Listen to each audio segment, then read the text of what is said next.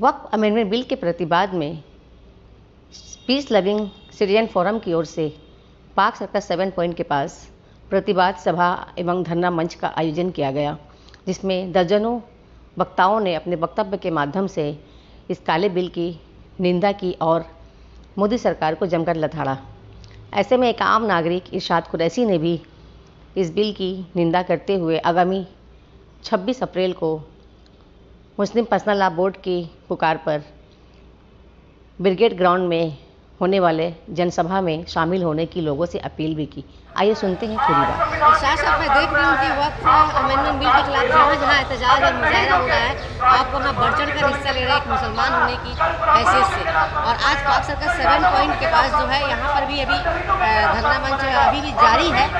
2 बजे से लेकर 5 बजे तक 3 घंटे का भूखे रहकर ये लोग प्रोटेस्ट कर रहे हैं पीस लविंग सोसाइटी की तरफ से। क्या बोलिएगा आज के इस धरना मंच के लेकर? देखिए, वक्फ अमेंडमेंट बिल जो आया है मुसलमानों के लिए एक काला कानून है और बहैसियत मुसलमान होने के नाते मैं ये धरना जहाँ जहाँ होगा मैं वहाँ शिरकत करूँगा और पूरी शिद्दत के साथ शिरकत करूँगा। आइंदा 26 अप्रैल को भी ब्रिगेड मैदान में मुस्लिम पर्सनल लॉ बोर्ड की तरफ से जो है ये बहुत बड़ी अजीमुशान जलसे का इनाकात किया गया है और मुसलमानों को ज़्यादा से ज़्यादा तादाद में शिरकत के लिए भी मदद किया जा रहा है। उसमें क्या आप शरीक होंगे? इंशाअल्लाह जी जान से शरीक होंगे और अपने जितने भी दोस्त यार साथी हैं अपने ख़ानदान के लोगों को लेकर शरीक होंगे और उस प्रोग्राम को मुकम्मल तरीके से कामयाब बनाने की कोशिश करेंगे। और कलकत्ते के तमाम मुसलमानों से भी मेरी अपील है कि 26 अप्रैल के प्रोग्राम को आप लोग भारी से भारी तादाद में शिरकत हासिल करके आप उसे कामयाब करें और ताकि हमारी गवर्नमेंट को ये एक पुरअमन मैसेज जाए कि मुसलमान इस काले कानून से बिल्कुल इसके ख़िलाफ़ हैं और अपना एहतजाज दर्ज करवा रहे हैं। मंच से ही ये ऐलान किया गया है कि 30 अप्रैल को इस वक्फ अमेंडमेंट बिल की मजम्मत में सारे मुसलमान भाई और बहनों को ये अपील की गई है कि रात 9 से लेकर 9:30 बजे तक अपने अपने घरों की, दुकानों की, कारखानों की, दफातर की, सबके जो है बिजली जो है बंद करके रखना है, अंधेरा रखना है। इस तरह से भी मोदी सरकार तक मजम्मत का एक पैगाम पहुंचाना है। इस पर क्या बोलेंगे आप? ये बेहद ज़रूरी है कि अगर हमारे दानिश्वर तबके ने अगर ये ऐलान किया है तो उनके इस मशवरे को हम सबों को मानना चाहिए और अपने अपने घर, दुकान, मकान, कारखाने, फैक्ट्री, ऑफिसों के लाइट को 9 से 9:30 बजे तक के लिए ऑफ़ कर देना चाहिए ताकि पूरे हिंदुस्तान में ये खबर जाए और ख़ास करके हमारी गवर्नमेंट को ये खबर पहुँचे और हम इस तरीक़े से भी एहतजाज को दर्ज करवाएंगे। और हम लोगों को क्या अपील करेंगे? जितना भी एहतजाज चल रहा है सब में शामिल होने के लिए कैसे अपील करेंगे?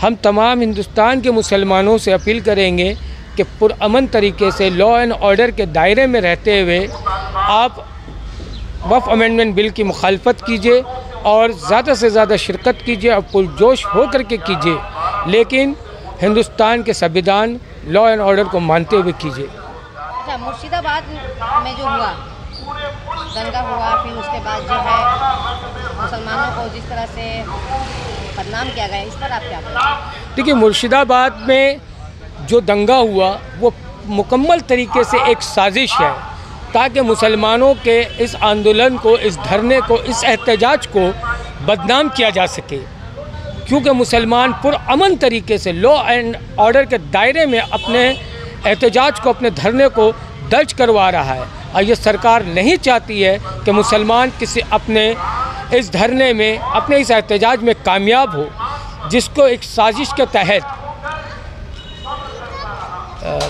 बनाने की कोशिश की गई है।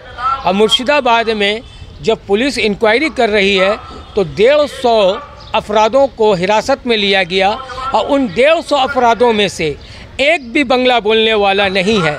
बंगाल की सरजमीन मुर्शिदाबाद एक बंगाली इलाका है और वहाँ बंगाली ज़ुबान बोलने वाले लोग में से एक भी यानी कि बंगला बोलने वाला नहीं।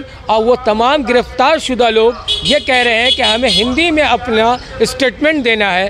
ये बात साबित करती है कि वो बंगाल के लोग नहीं बल्कि बिहार और यूपी से लाए गए यानी कि वो दंगाई है। जिन्होंने जानबूझ के एक साजिश के तहत ये दंगा किया, फसाद किया। फिर दूसरी तरफ ये बात आ रही कि वो बांग्लादेशी हैं। अगर बांग्लादेशी भी होते तब भी वो बासानी बांग्ला बोल सकते थे। अगर बंगाल के मुसलमान होते तब भी वो बांग्ला ज़ुबान बोल सकते थे। बड़े अफसोस की बात है, तमाम गिरफ्तार 150 लोग वो ये कह रहे हैं कि हम अपना स्टेटमेंट हिंदी ज़ुबान में देंगे।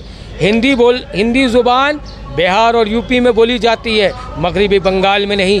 मगरबी बंगाल में वही मुसलमान, वही हिंदू, वही सिख, वही ईसाई हिंदी बोलता है जो बिहार से, यूपी से, राजस्थान से ताल्लुक़ रखता हो। लेकिन जो यहाँ का बाशिंदा है वो प्योर हिंदी बोल नहीं सकता, वो उसकी मातृभाषा बंगाली है। यहाँ से हमारी गवर्नमेंट बीजेपी की नाकाम साजिश का पर्दाफाश होता है।